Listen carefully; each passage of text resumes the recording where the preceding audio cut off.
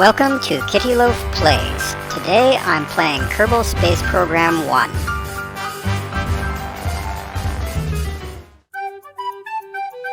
Project Cat Tree aims to put a habitable station near every planet in the Kerbol system.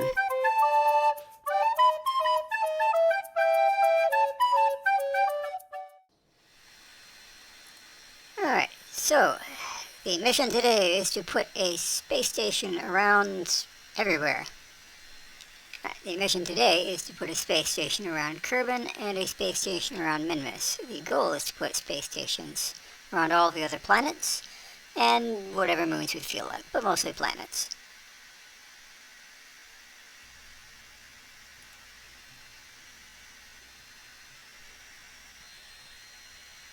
We're going to be doing this thing entirely with robotic probes because I do not feel like losing Kerbals.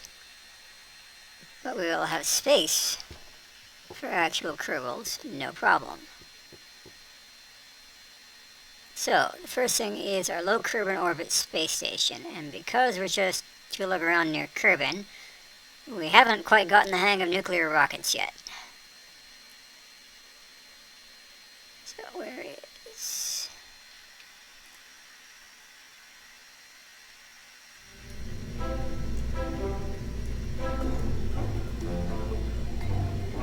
utilities...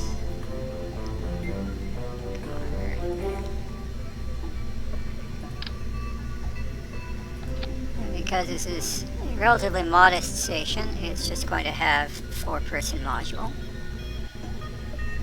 That said, it should also have tankage. How much does this weigh?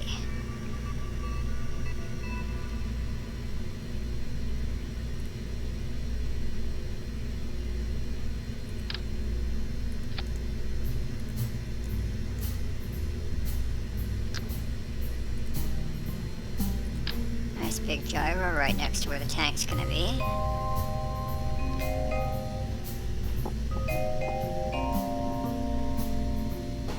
Yeah, we'll launch a great big RCS tank, but we don't have to fill it.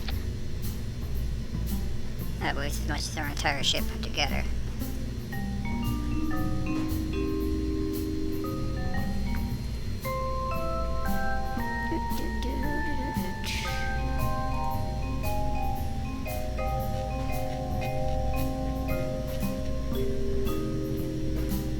This thing has the ability to remote control, has the ability to do all kinds of stuff. But this thing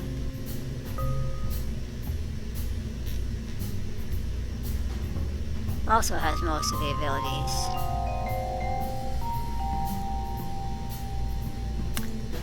Now, if we're doing a good station, it will have the ability to do all the things. So where is tower? Can you tell it's been a little while?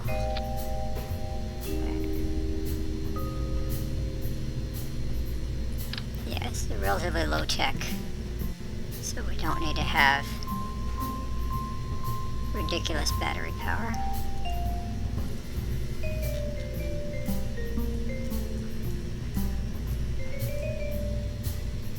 We're also relatively near Kerbin, so this will be fine for our antenna.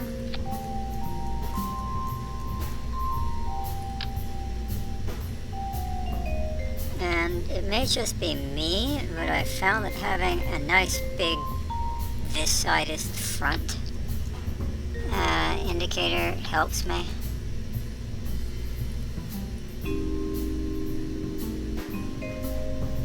Green's good. So it's not like a cockpit.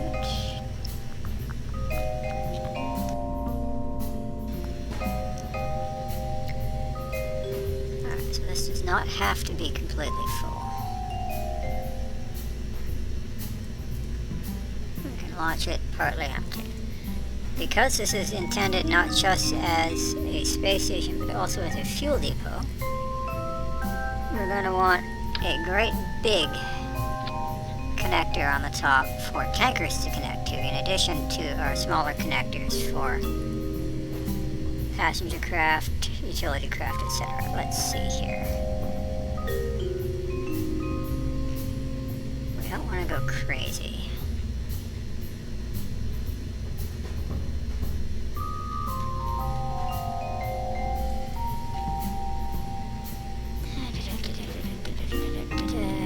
Yeah, so these are nice. That's nice. Yeah, that's got about 14 tons of fuel. The other option would be to use the expansion thingies and put stuff like this on. It's got 32 tons of fuel.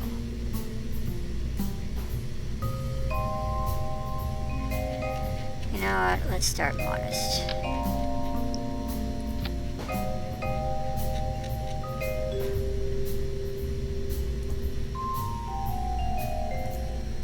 This is also ridiculously heavy.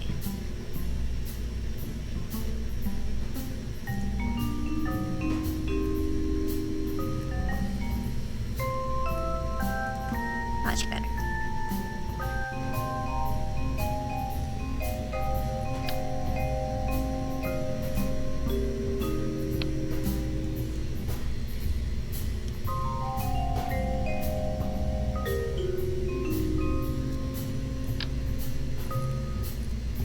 So we're going to need some power generation, even without deploying anything. And then we can have larger solar panels.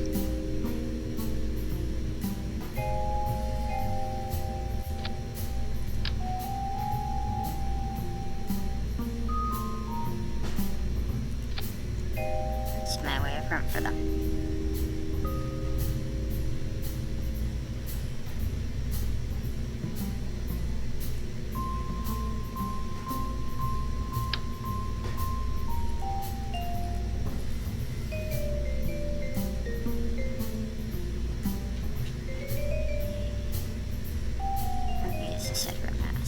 We do want this near the center of mass.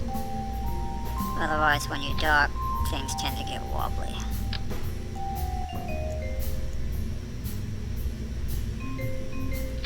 So 2 utility craft, 2 larger craft, and at the very end there will be the tanker craft. And since we're not taking out space on this thing, we do have room for bigger solar panels. And because we're actually going to be taking off without a fairing, these should be covered, otherwise they will stand a great chance of breaking. This thing should also be covered.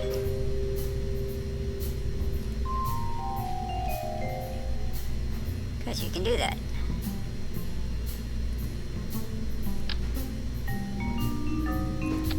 And then just undock it. Now, we are going to follow Matt Lone's example and do the whole save the space whales thing, which means that we're not actually going to leave debris in orbit. So when we are almost but not quite in orbit, we can check that nose cone. Now, even with this partly empty, we're still pretty heavy.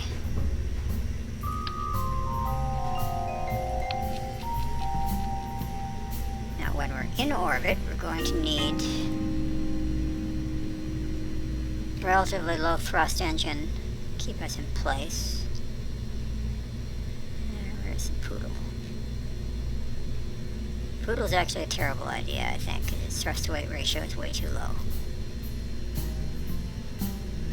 Alright, so if we have about 30 tons, we want at least, what, half a G of acceleration when in space. So that means we need 150 tons, or 1.5 meganewtons. That's not going to cut it. That's not going to cut it. Okay, mainsail it is.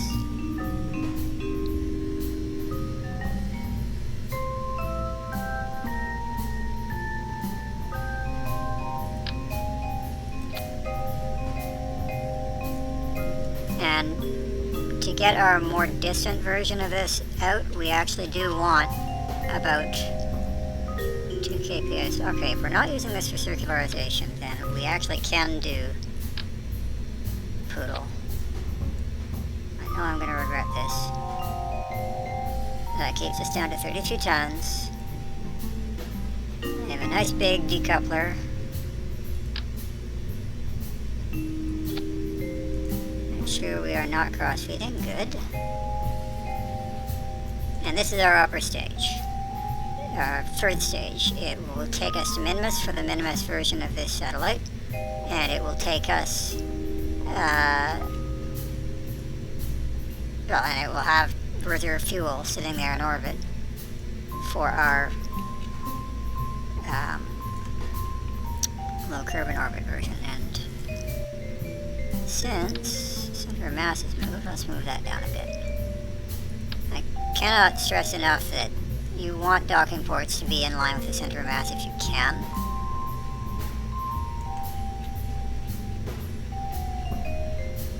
Alright, so that looks survivable. And having RCS to go with all the RCS ports will help.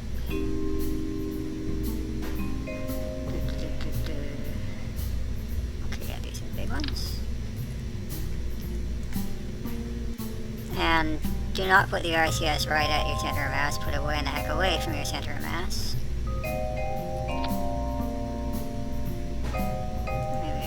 Change the version there.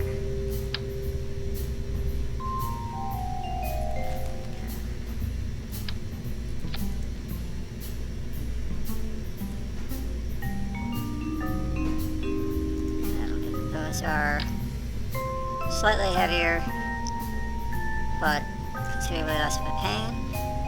And you want the other ones to be about as far away from your center of mass as the first ones were. Now, normally, this would play havoc with the solar panels, but RCS goes through everything, so we're good.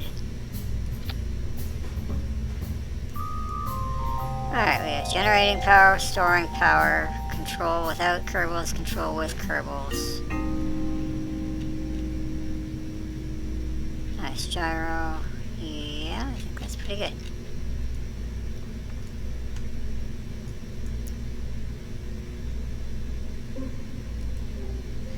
Now, my rule of thumb is that you want 3 times as much liquid fuel as you have craft weight if you're building a liquid fuel launch stage, and 4 times as much of it solid fuel. So this says that we need 100 tons of liquid fuel.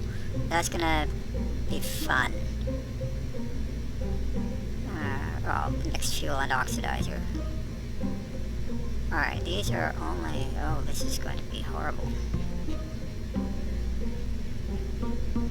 Oh, this is going to be horrible.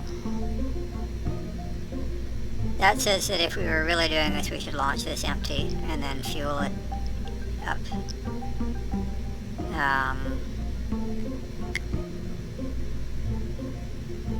That's the S3 tank and the S4 tank, 72 tons. So yeah, we could do that, but let's just do the 3. Alright, so that's about 16 tons. Oh, that's more than we need. Okay, yeah, that's the 4. 40 tons, 80 tons, 16 tons, 100 tons. Yeah, that'll do. I hope. Oh, wait, no, we have a bigger version here.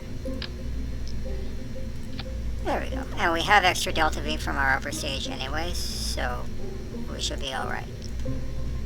Now, the fun thing is, this is 130 tons. Plus engine weight, and we want at least 1 G when we're doing our circularization burn, which means we want 50 tons, 1.5 meganewtons. I did that math wrong, didn't I? Yeah, that means like 30 tons, 0.15. The poodle's fine for the higher one. Okay, yeah, that's just one mainsail ought to do it. This thing here, yeah, this thing here would be awesome, but would burn out. We had a size 3 high efficiency engine somewhere. I think it was the Rhino. Because this will be operating in vacuum. There we are. Oh, Mastodon. Okay. Yeah, it's not good, but not bad. Oh, here we are. Yeah, Rhino. Oh, yeah, that's fine. Yeah, so that'll do it. That's Rhino. That's that decoupler. We're just going to straight up decouple and burn at the same time.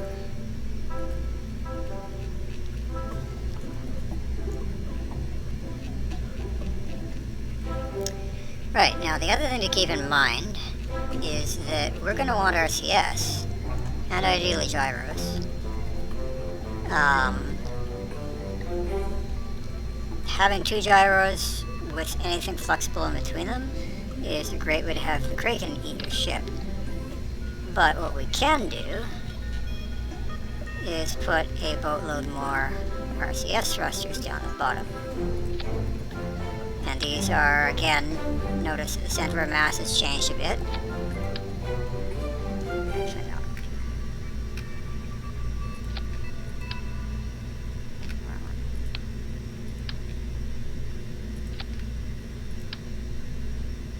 And while I know that these will just phase through each other, I still prefer to make them at least sort of look like they're not hitting each other. Oh, come on.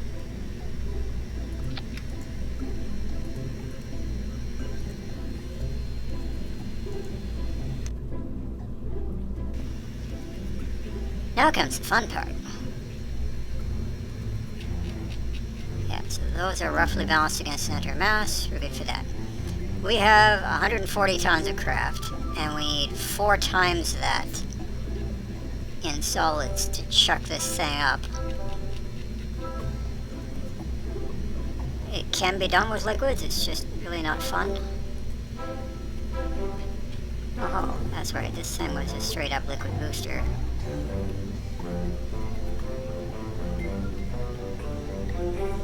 Alright. 600 tons. Yuck.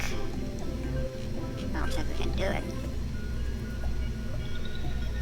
Alright, where's the Clydesdale? Okay, yeah, 4 Clydesdales over there. And they are at around 3 meganewtons. This thing's weight. So at 1.4 meganewton, you want at least a thrust weight ratio of 2 taking off.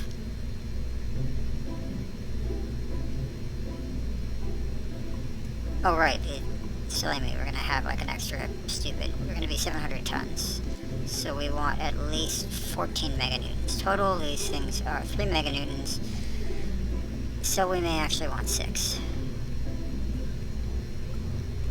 Alright, 5 is going to be marginal.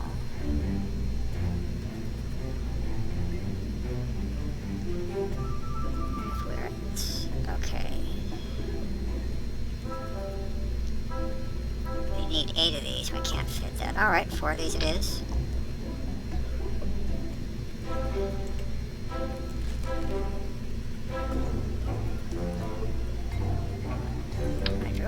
What's this? I choose you. Oh, with these, strut them. Just strut them to death. Otherwise you will have a bad time.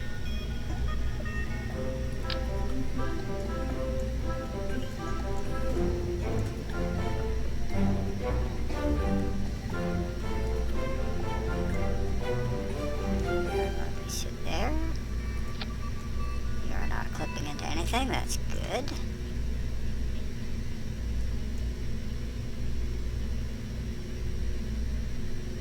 Yep, 700 tons.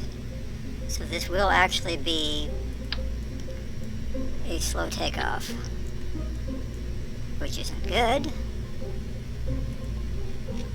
but we should be tolerable.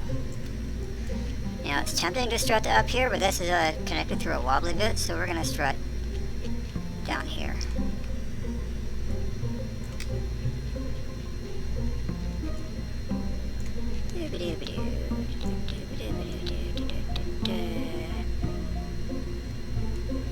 actually was a reason why you do want to do the core first and then the booster. I don't remember what that reason is, but there was one. And it doesn't actually matter how janky it is, it will be acceptable. And the instant we eject those, we are going to want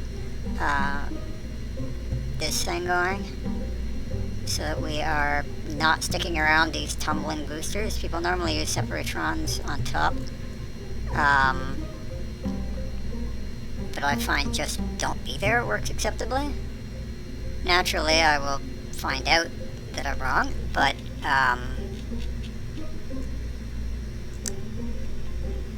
that's one of the reasons this is unmanned.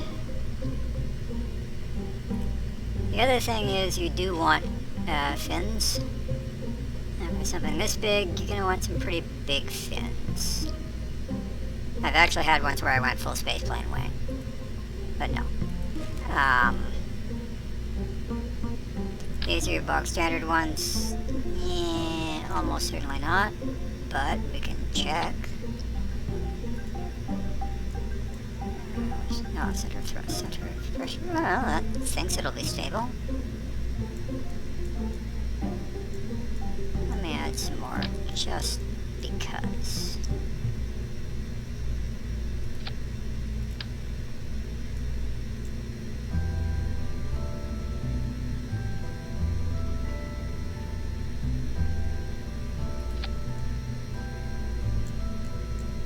Yeah. The way that you're supposed to launch is to tip over by a slight angle, so that you let gravity do half your work for you. I've never been very good at that, so I just do, especially with anything potentially explodey, because if you turn, you're putting a lot of stresses on it. I just generally go straight up and then dump my boosters and then slowly tip. And as long as your apoapsis after your boosters cut out is at least 200 kilometers, you're good. Double check staging. Those go off. Then those go off at the same time those release. And then that releases and that goes off. Sounds good. Oh right, we can't forget the flag. Oh hey, we have a flag.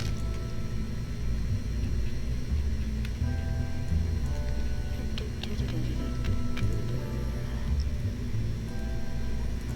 a better flag.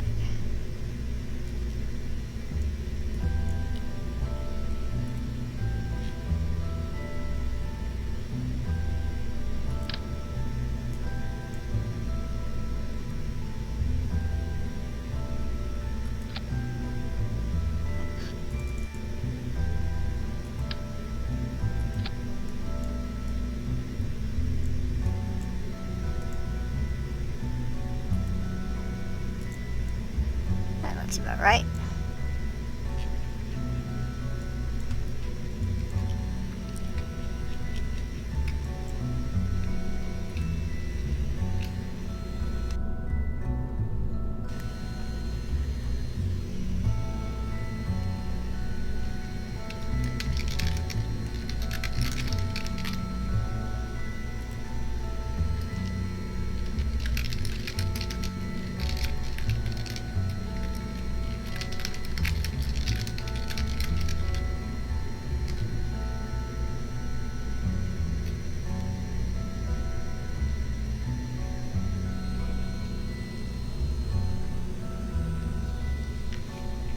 Do we actually have enough delta V to get to min-miss? Yes, but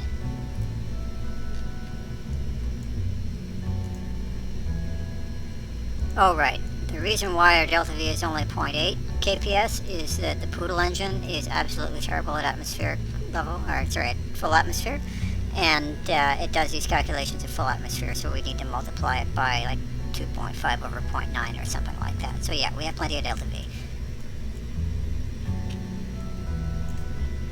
And 2 kps should be ample and still leave us some in the tank, because remember that tank's only about half full. Right. Keybinds.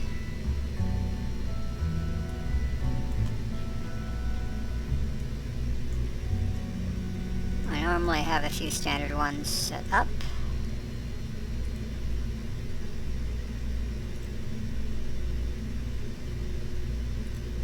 Because we are not going to... Alright, fine. Toggle. I was going to say that because we weren't going to come down, there's no reason to have it toggle versus just extend, and that saves us from doing an oops.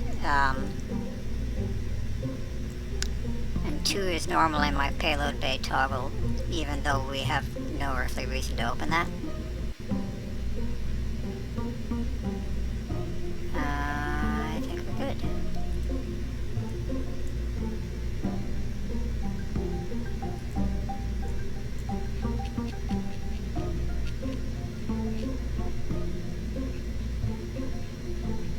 So we want one of these in low Kerbin orbit and one of these around Minmus.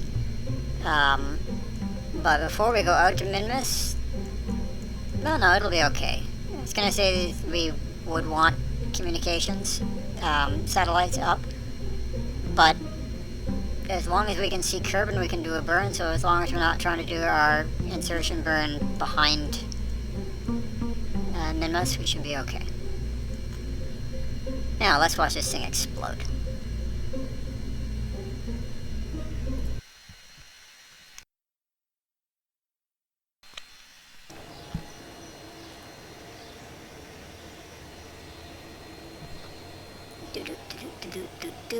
No, this is uncrewed. Do not want any Kerbols dying. That's what we're launching. Launch that taco.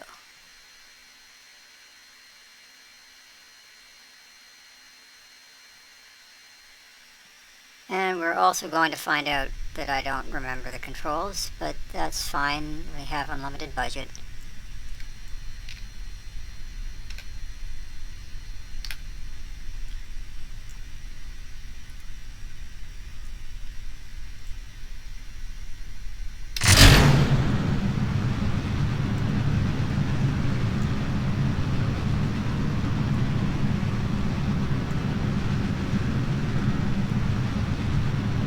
We're still on one piece. We could even do a gravity turn if we really wanted to. Acceleration is acceptable. Okay, cool.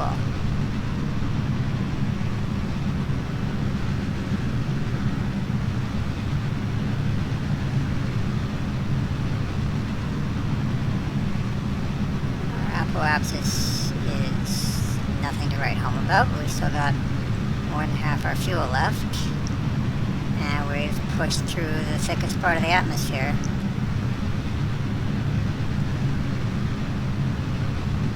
Oh right, I think we're gonna hit ridiculous cheese. An engine cutout. So maybe turning them down would have been a good idea, but I think we're okay. Yeah, we're good. We're not going to hit the red line.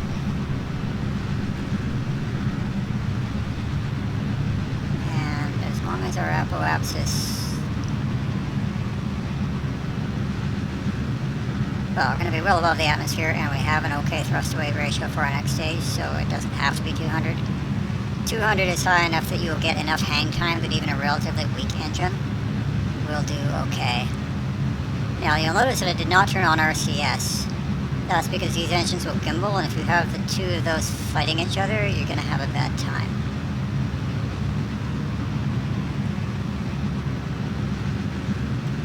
Okay, we actually have a little bit high apoapsis here. Okay, so now we've cleared the engines.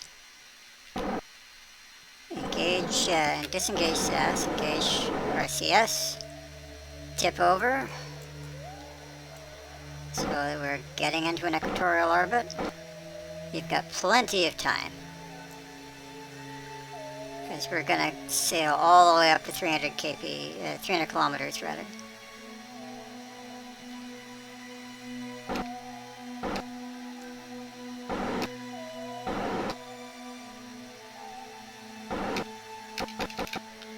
There we go. And yeah, all we have to do is pretty much stay pointing this way.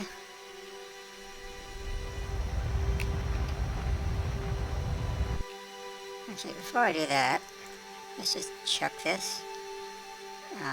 Point down, sorry, point, turn that off. Pitch this, blink, so that's going to hit the ground.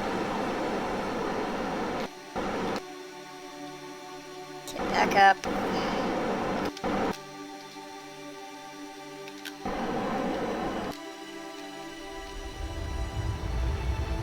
And there we go.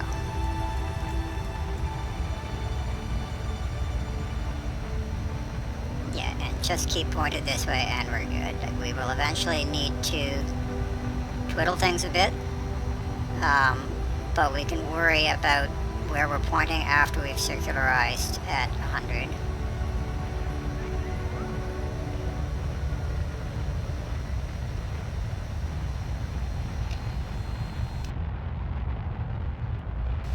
Actually, it occurs to me that we could end up with a full fuel tank if we just transfer from here.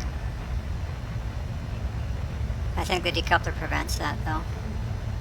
I did not enable cross-feed, otherwise it would have drained from this tank while firing. Now, we're taking our sweet time reaching orbital speed, but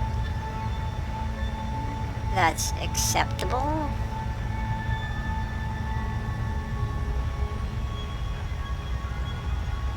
Because we have stupid hang time. Alright, we're actually starting to. We're gonna want to go to about there.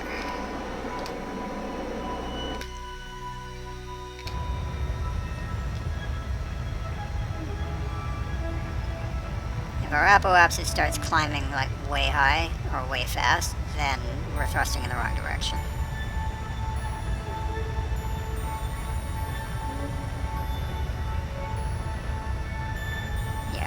We probably should just be pointing straight in.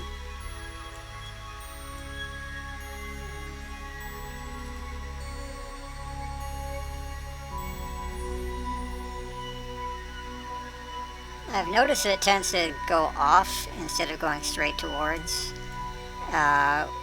where it nominally should be, and I think that's because it's not actually, or it's trying to do linear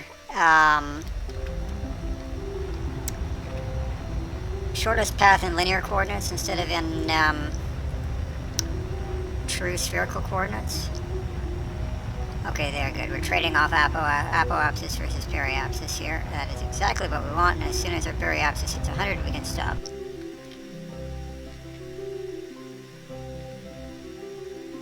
And we should probably deploy solars and antenna. We're right next to Kerbin, so even our dinky little probe core antenna can talk to the any of the space centers because we have them all enabled. But best if we get into the habit of turning everything on. Alright, so we're going to want to circularize.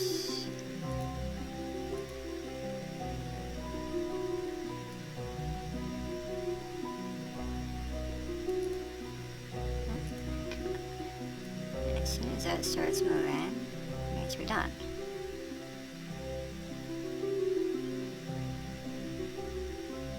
Or we can just look at the readout, I suppose, if you want to do it the other way. There we go.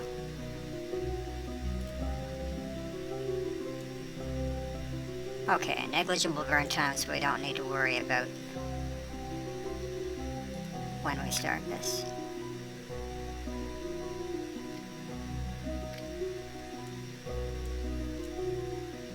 Now the other option would be to actually ditch the upper stage.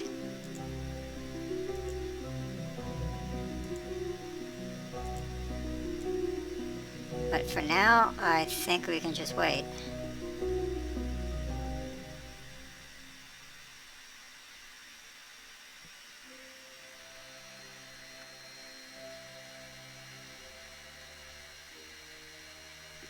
Where was warped next maneuver?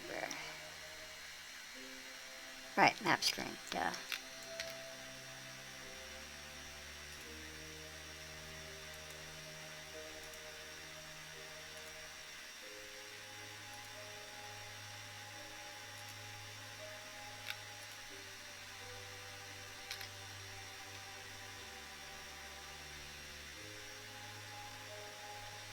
Yeah, what I could have done was transferred the fuel while I was still near apoapsis, and then not finished my circularization burn, and then let this just deorbit from there.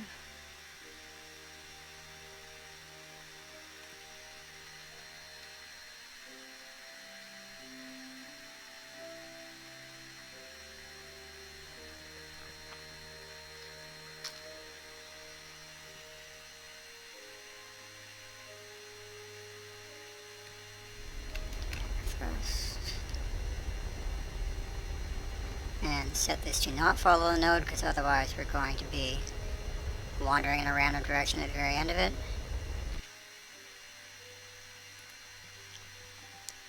Okay, we're pretty much perfect for that. So now we're just going to burn retrograde, ditch the tank.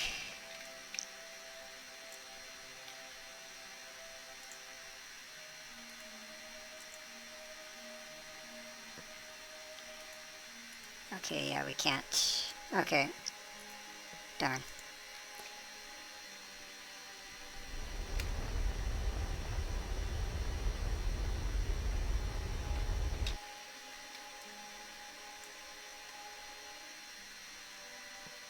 Let's go so that we are facing a different direction and don't just smack into that as soon as we try accelerating again.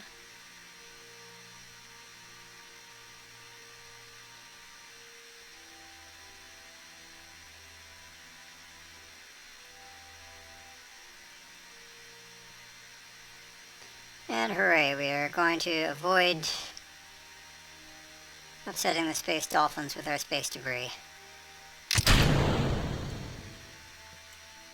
And as soon as we're out of the way of that, we'll go prograde again. Yeah, gyros have a much easier time moving something this size.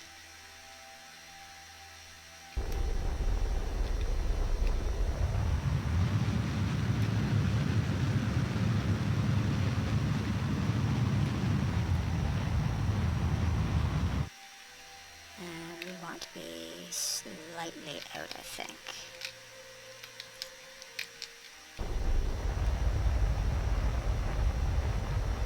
Oh no, slightly in, because we're rising or falling? Okay, we're falling. We do want to be slightly out.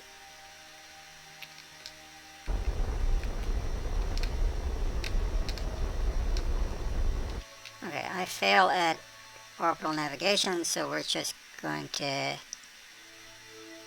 wait until next orbit, I guess. Right, when we hit apoapsis, or sorry, periapsis, which is well above the atmosphere now, we're going to want to burn to lower our apoapsis back to 100 kilometers.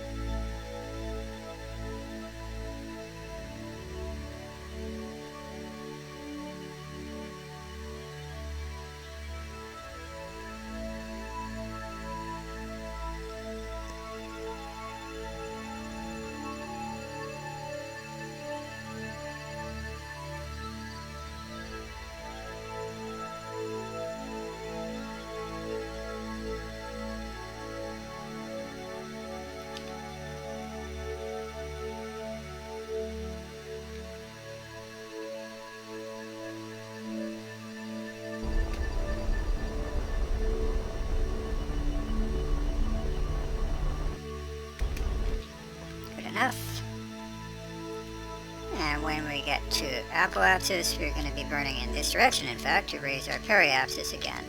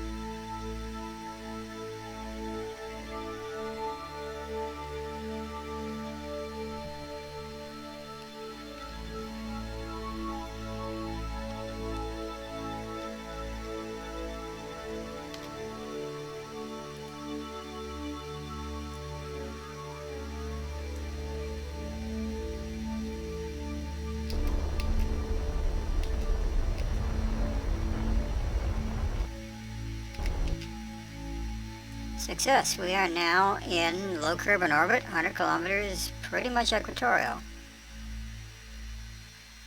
Now I normally set the craft to point either north or south so that the solar panels on the side can see the light even if there's no attitude control or what have you, although with these out it really doesn't matter which way we're pointing. Yeah, only one thing left to do, and that is rename this craft.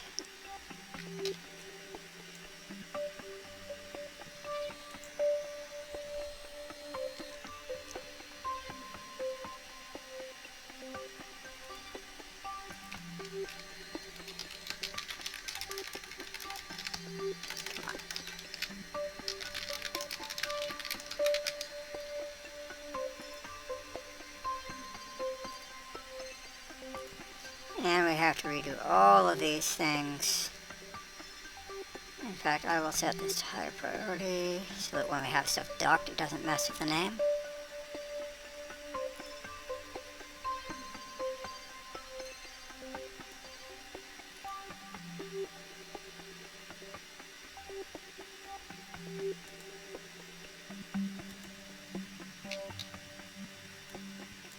Alright, let's just check.